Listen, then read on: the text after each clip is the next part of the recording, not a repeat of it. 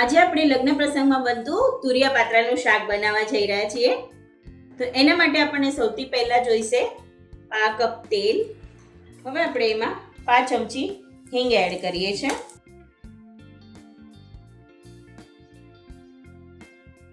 સમારેલા તુરિયા add કરીએ છીએ.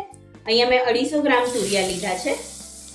અહીંયા આપણે સ્વાદ પ્રમાણે મીઠું એડ કરીએ છીએ.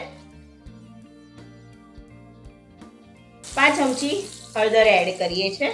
હવે આપણે તુરિયાને ધીમા ગેસ ઉપર ચડવા દઈએ છીએ. હવે આપણે આમાં 2 ચમચી ઝીણું સમારેલું લસણ એડ કરીએ છીએ. તમે લસણની પેસ્ટ પણ લઈ શકો છો. 1 ચમચી આપણે આદુ મરચાંની પેસ્ટ લઈએ છીએ.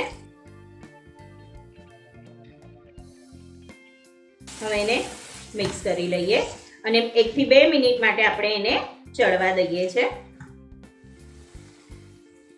અહીંયા આપણે અડધો કપ પાત્રા એડ કરીએ છીએ.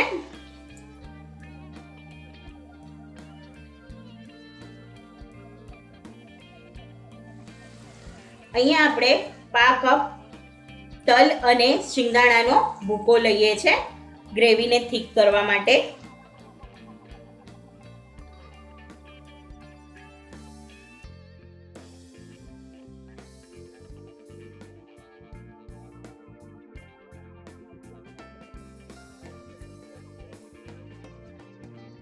અહીંયા આપણે થોડું પાણી એડ કરીએ છીએ.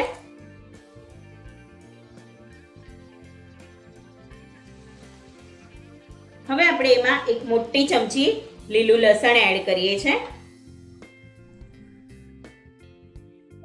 કોથમીરનો વરસાદ એટલે કે 1/2 કપ કોથમીર એડ કરીએ છીએ.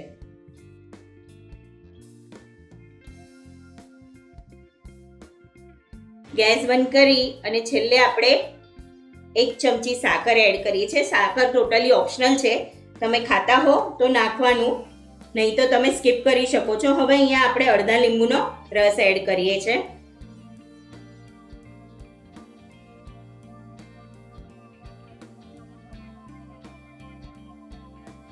આવી રીતે જ 1 થી 2 મિનિટ માટે આપણે મિક્સ કર્યા કરશું. લગ્નમાં ખવાતું સરસ મજાનું તુરિયા પાત્રાનું શાક તૈયાર છે.